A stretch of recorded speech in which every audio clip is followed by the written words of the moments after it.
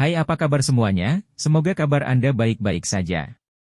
Terima kasih karena sudah memberikan support dan juga kesetiaan Anda untuk membangun channel Codot Film. Yuk kita lanjutkan alur ceritanya, sambil siapin kopi dan cemilan, setting suara volume full. Gasken. 137. Memecahkan segel.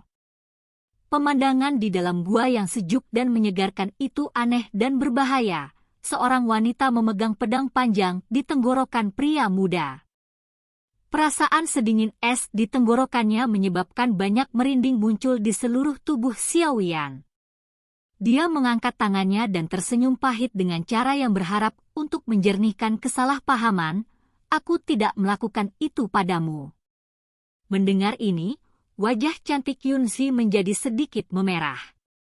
Dalam hatinya, dia berpikir, Anda mungkin tidak melakukan itu kepada saya, tetapi apakah ada perbedaan antara apa yang telah Anda lakukan dan hal itu? Kilatan muncul di matanya yang indah tetapi pedang panjang di tangan Yunzi tidak membuat gerakan sedikit pun. Dia mengalihkan pandangannya dan melihat sidik jari yang sangat merah di wajah Xiao Yan. Ternyata, dari sanalah asal suara tamparan di dalam gua. Menatap sidik jari yang tampak agak lucu, mata dingin di mata Yunzi menjadi sedikit lebih hangat. Beberapa saat kemudian, dia menghela nafas sedih dan dengan lemah menarik pedang panjangnya sebelum berjalan menuju bagian dalam gua. Ketika dia melewati Xiao Yan, dia berkata dengan lembut, "Kami hanya akan berpura-pura bahwa apapun yang terjadi hari ini tidak terjadi. Jika ceritanya menyebar, itu tidak akan bermanfaat bagi Anda." Berdiri di tempat yang sama, Xiao Yan menatap lekuk anggun dan menarik Yunzi dari punggungnya sebelum menutup matanya dan menghela nafas pahit. Memang, hal seperti itu patut dilupakan. Dibandingkan dengan statusnya, dia seperti katak yang duduk di dasar sumur.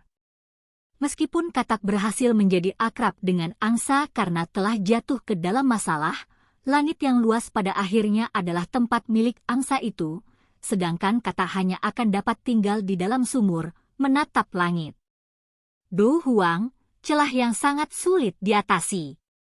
Mungkin Xiao Yan akan memiliki kesempatan untuk melangkahinya, tetapi paling tidak akan sekarang. Wanita yang bangga dan mulia ini juga tidak akan percaya bahwa seorang pria muda dengan kekuatan Douzi akan mampu mencapai level itu.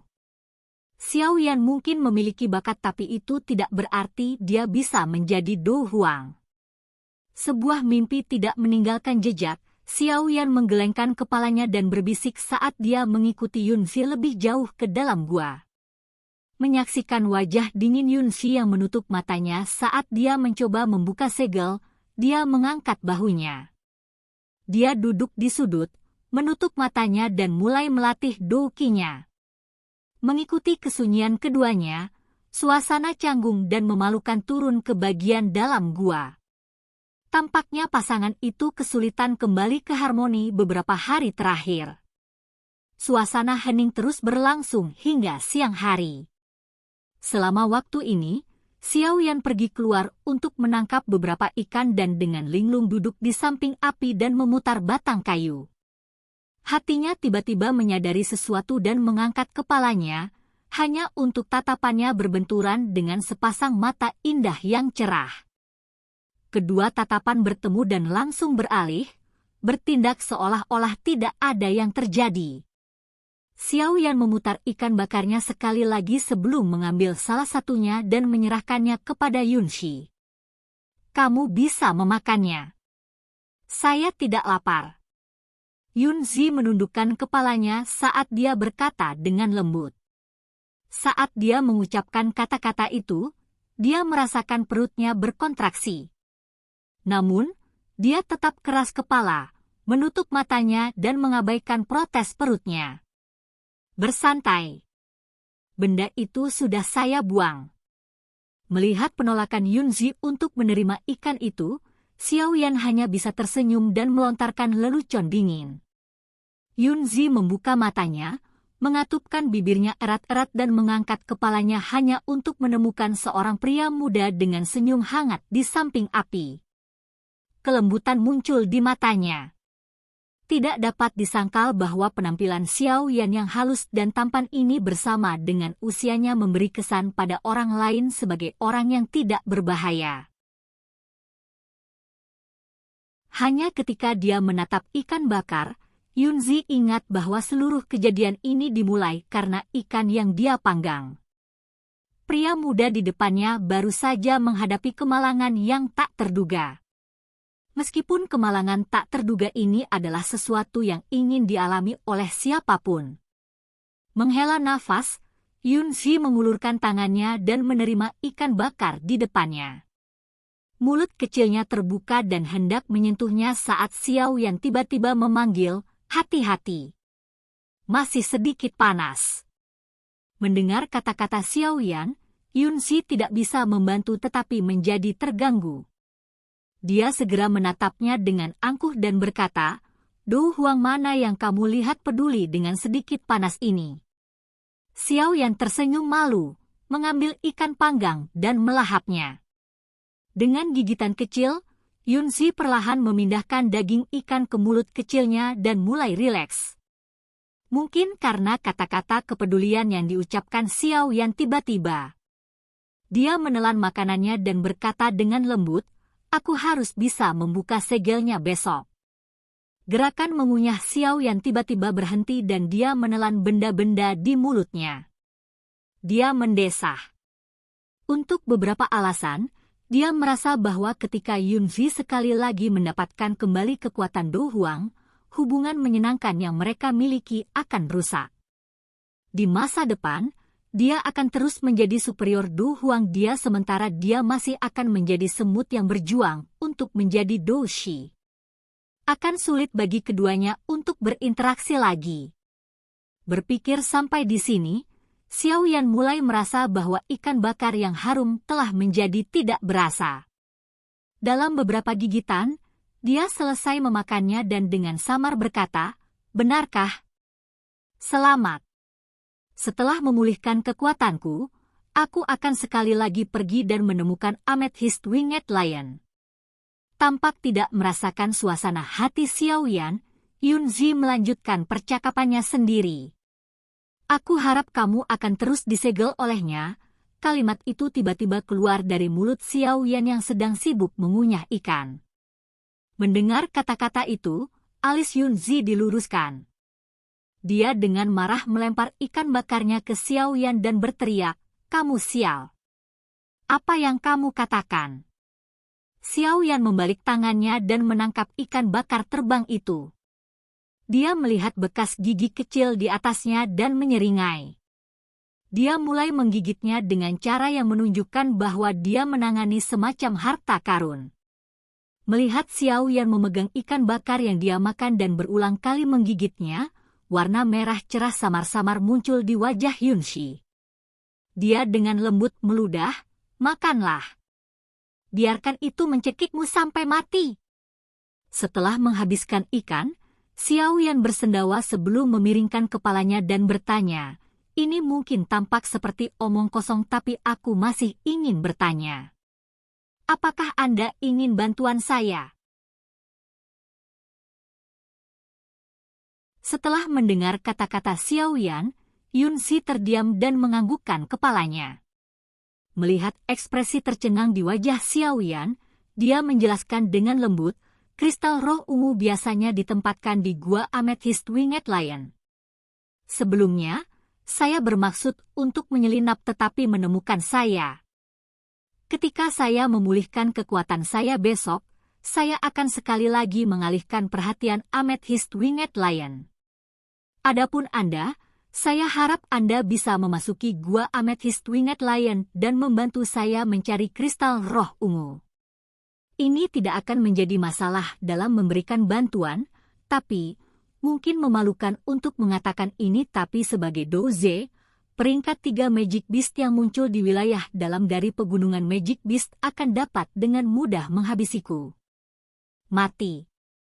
Xiao Yan tertawa getir saat dia melambaikan tangannya. Anda tidak perlu khawatir tentang ini.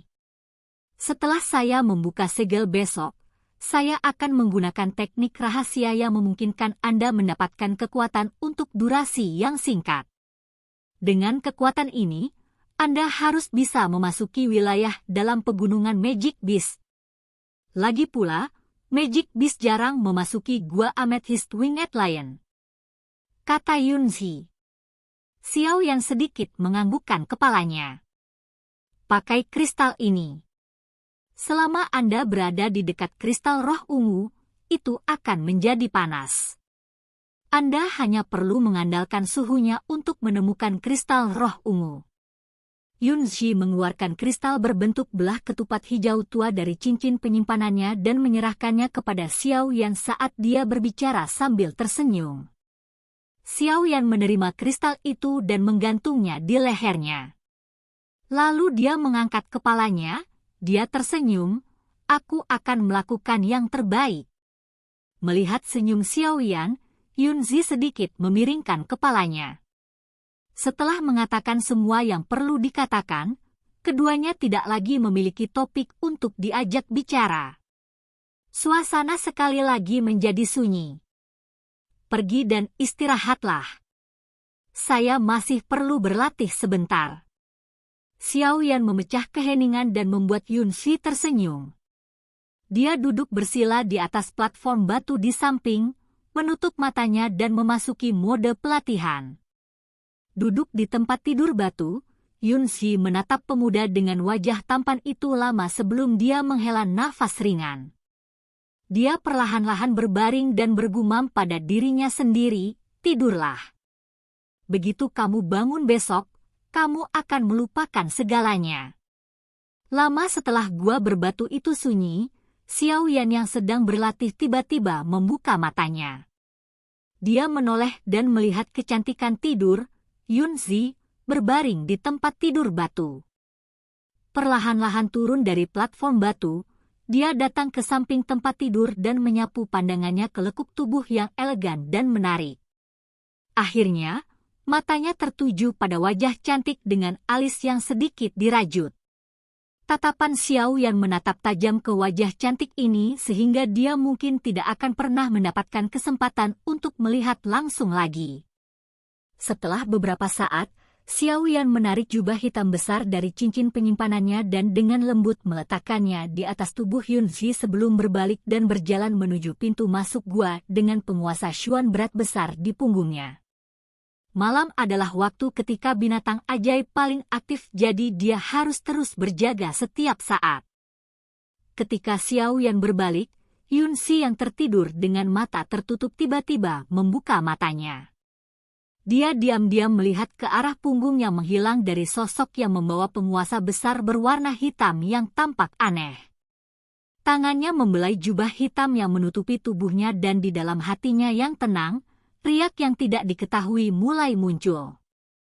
Ah, desahan lembut dari dalam gua perlahan-lahan mati.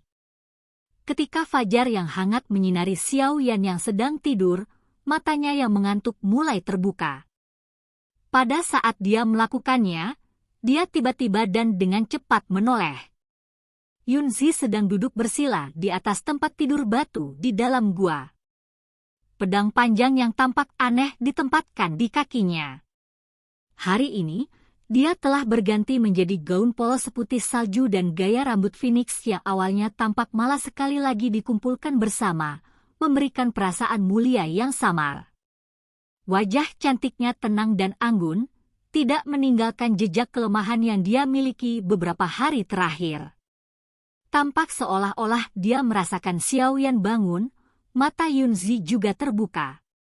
Murid-muridnya yang cantik menyapu Xiao Yan saat dia bertanya dengan samar, "Bangun?" Suaranya sejelas biasanya, tapi kali ini suaranya terdengar agak dingin. Nada acuh tak acuh itu mirip dengan percakapan antara orang asing. Setelah menyapu pandangannya pada Yunzi, Xiao Yan perlahan menghela nafas. Dia memiringkan kepalanya dan bertanya, "Segelnya, apakah sudah rusak?" "Iya." Yunzi mengangguk tanpa emosi dan menggerakkan tubuhnya sedikit. Ketika dia muncul berikutnya, dia berdiri tepat di depan Xiaoyan. Dia menurunkan matanya yang cantik, menatap wajah Xiaoyan dan berkata, "Ayo pergi. Begitu kita berada di luar, saya akan membantu meningkatkan kekuatan Anda untuk sementara." Begitu dia menyelesaikan kalimatnya, dia berbalik dan memimpin jalan menuju pintu keluar dengan langkah kakinya yang memikat dan anggun. Mengangkat kepalanya, Xiaoyan melihat bagian belakang sosok cantik itu meninggalkan gua dan tiba-tiba berkata, "Aku suka Yunzi beberapa hari ini. Aku tidak begitu menyukaimu sekarang." Di pintu keluar gua, sosok cantik itu terdiam. Dia diam di tempat yang sama sejenak sebelum sekali lagi membuka langkahnya dan keluar dari gua. Silahkan pergi ke. Oke guys, jangan lupa like, comment, share, and subscribe di channel Codot Film. See you next video, peace out and bye-bye.